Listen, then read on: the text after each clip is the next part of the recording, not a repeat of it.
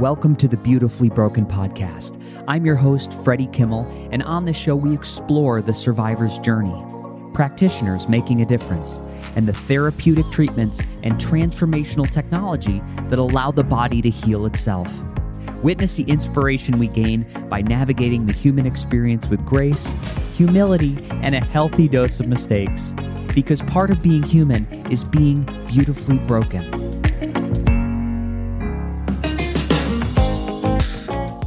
Friends, welcome to the Beautifully Broken podcast. This one is near and dear to my heart. So one of the most common messages I get in my inbox is, Freddie, what about this product? What about this one? What about this one? It's usually some type of a new spin on pulsed electromagnetic field, or maybe it's something that does nanobubbles in your water or a hydrogen generator. If you can imagine it, I've gotten a message about it. And the reality is they could all be wonderful, but it's a really tricky space to navigate. And what I'd like to say first is that technology does not heal you. The body heals. So we have these biological regulatory pathways within the body, be it our own stem cell network, circulation, lymphatic, drainage and detoxification. We even have a lymphatic system in the brain, I could use it right now, to drain cellular waste, right? And so we use things like light and frequency and magnetics to amplify these pathways. So never forget that the healing happens in you. I want to walk through these principles that I use for discerning, is this a good technology? How does the company look? Is there research behind it? And it really helps me decide if this is like a good decision for you, your body at this time in your health journey. Number one is going to be science and safety first. Number one. So is the product supported by peer-reviewed studies or clinical validation? I'm looking for things like FDA, CE stickers, FCC stickers. I just want to know, first of all, that I'm going to be safe when I use the technology. That's number one. And number two, what are the claims on the website? And is any of the scientific research rooted back to this actual product? Many times, no. Many times, and that's fine. That's fine, right? You get an idea, you put something out in the marketplace, you know it works. Many companies do not have the money to do these large clinical trials. In fact, very few in the wellness and longevity space. And so what we do is we kind of borrow information. We borrow science. We borrow technology that is very similar. And we say, well, it was good here, good here. I'm going to build something very similar. I think that's just an awareness you want to have. I'm not saying it's good or bad. I'll give you an example. One of the companies that I work with, and let me say this first, anything I talk about on the podcast, I love. I have tested, I've researched, I've done my own validation on, and I would not champion it if I didn't think it wasn't amazing. But Flowpresso is a great example. So they're a full body lymphatic drainage suit that uses a multimodal approach, if you will. So there's compression, there's deep pressure, think about like a weighted blanket, there's thermotherapy or heat, there's even some frequency technology. And they did a large clinical trial, 135 people, first responders, one session a week for 40 minutes over 3 weeks. And they had a 92% improvement in sleep quality across the board, right? All we're doing is moving lymphatics and putting the body in the best warm hug you've ever had. But there's great validation to say, hey, there's something really exciting here. Other things they've done is shown every person they put through a scan that does bioimpedance, and it measures how much fluid is in the cell, how much fluid is in the tissue. And after one session, everybody increased their intracellular fluid by 2%. They decreased the total body fluid volume by 2%. So we're hydrating the cell, we're deburdening the body of excess fluid, we're amplifying lymphatic drainage. It's a great thing to know, to be able to look at a technology, evaluate the claims, and say, what's really here? It doesn't mean it's good or bad if it doesn't have science on the device, but it's something I definitely look for. The next thing I want to mention is lifestyle compatibility. This is really great. Is this tech something that I'm going to be able to incorporate into my lifestyle, into my daily routine? Is it realistic? It really depends on the therapy. What's the ease of use? How much time is this going to take?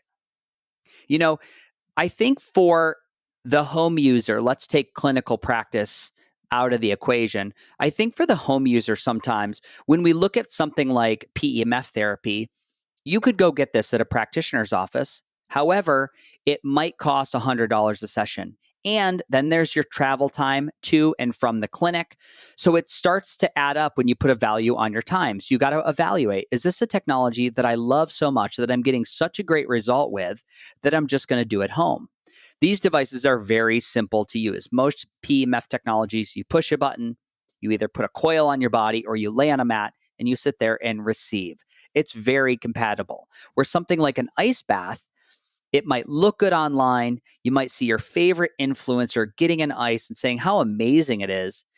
And you might find yourself in the middle of February in your own backyard alone with no social media, no followers, no cameras, no hype crew. And you might say to yourself, wow, this really sucks. And so you can look at something like a Facebook marketplace. And, it's really interesting. So years ago, there were no ice baths. But now if you go on Facebook Marketplace, in Austin, Texas, I could go find 30 that are for sale, and everybody's got a reason why they're dumping it or getting rid of it. But for me, as a consumer, I say, wow, there's a lot of these for sale online. So maybe it wasn't that compatible with that person's lifestyle. And it's possible it didn't meet their nervous system where they were at. Maybe somebody's struggling with hypothyroidism or chronic fatigue syndrome, or it's just not a fit at this time in their journey. It doesn't mean it's not good.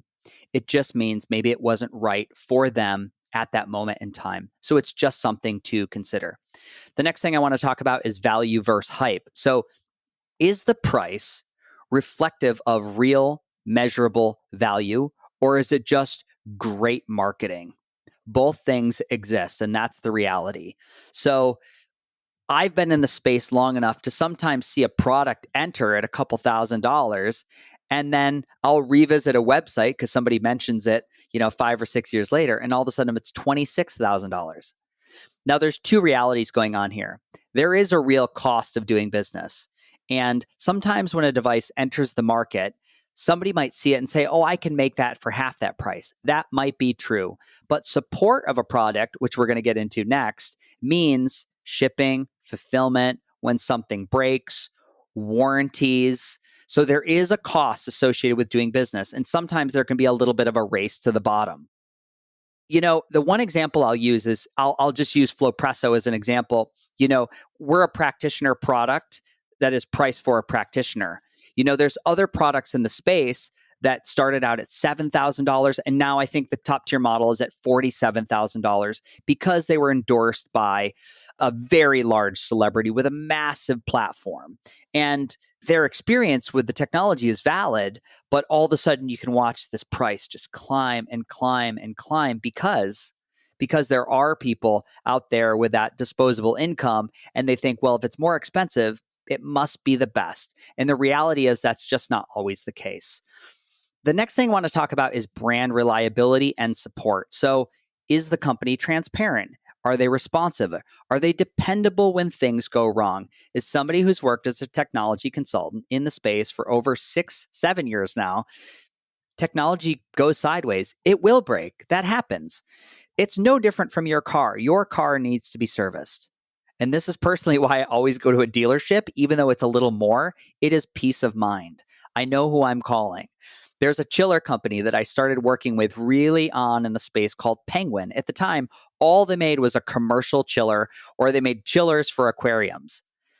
However, I knew because they were doing this already for years and years in a business model, and people were relying on them to keep food cold, to keep very expensive fish alive. It was a high likelihood these guys are going to come out with a great commercial chiller or a home use chiller for cold plunges. And when something happens with my chiller, I call Eric over at Penguin. Within the next 24 hours, there's an email. What happened? What do you need? Send us pictures. Same thing with Flowpresso, same thing with Amp Coil, same thing with LightPath LED. It's all the products that I talk about on the show, or they wouldn't be in the conversation. So I think it's good to ask about service, warranty. What's the expectation on the longevity of the system? Just look for transparency in those answers. The next thing I want to talk about is longevity and sustainability. So is it built to last? And is this company going to be around in 5 years? So we want to avoid these disposable trends. And I don't mean to throw ice baths under the bus, but in 2020, there was like no ice bath companies. In fact, in 2021, I went with my buddy John Richter. We went and we bought a chiller for an aquarium. Then we went 22 times to Home Depot trying to find different transfer pumps and rubber tubing and couplings and drilling bulkhead fittings through a barrel. So we tried to make a system. They didn't exist. In the next few years, there are a wave, and there's all of a sudden there's a couple hundred companies. And many of those companies have closed. Many have gone out of business. So you've got a lot of consumers out there with a product they can no longer get support for. They can no longer find service for. And that is a reality in this space. So I think just do your due diligence, ask these questions, and you're going to be safe. The last thing I want to say is that when we have these responses to technology, right? When we have a great reduction in joint pain, or our fatigue changes, or all of a sudden we're way less bloated, right? Or all of a sudden my digestion is like a 10 out of 10, right? Then you have to know it's the body that's doing that work. It is the body that heals. It's the body that has these regulatory systems that exist to manage fluid balance. We have an immune system that will mobilize. We have musculature that will grow and repair. We can even remodel tendons. We just have to complement that through lifestyle. And so when we get the lifestyle in check, when we really nail down like our sleep hygiene and how much we move and how well we're hydrating, everything's going to work a little bit better, and you're going to have a much better response to your red light device, to your PEMF device. I hope this was helpful. Good luck out there. Big love. Ladies and gentlemen, here we are with season 9 of the podcast. We're about to crest into year 6. Can you believe it? I'm so glad you're still here. And I just wanted to remind you, if you liked the show, please head over to Apple or Spotify and give us a 5-star review. It really expands the listenership. Now, there's one big way you can continue to learn and deepen the relationship that we started in this very episode. You can go to beautifullybroken.world and you can check out our brand new website and store. Listed are all the technologies, the supplements, the self-quantification, the products, everything that I love, I personally use, and I've curated for this audience. Most of the items have a significant discount just by using the link or our code, Beautifully Broken, all one word, and they do support the podcast through affiliations. Now, if you want to see the faces of our guests and you want to watch me unbox products and see reviews, you can go over to YouTube at Beautifully Broken World. Now, this next message is from my vast team of internet lawyers. The information on this podcast is for education. By listening, you agree not to use the information found here as medical advice to treat, diagnose, or cure any medical condition in yourself or others. Always consult your guiding physician for actual medical issues you may be having. Now, in my closing, we are truly in a paradigm shift. We need you at your very best. So use these conversations as a jumping off point for further exploration. Always listen to your own body. And remember, while life may be painful, how we put the pieces back together is a beautiful, beautiful process. I love you so much. I'm your host, Freddie Kimmel.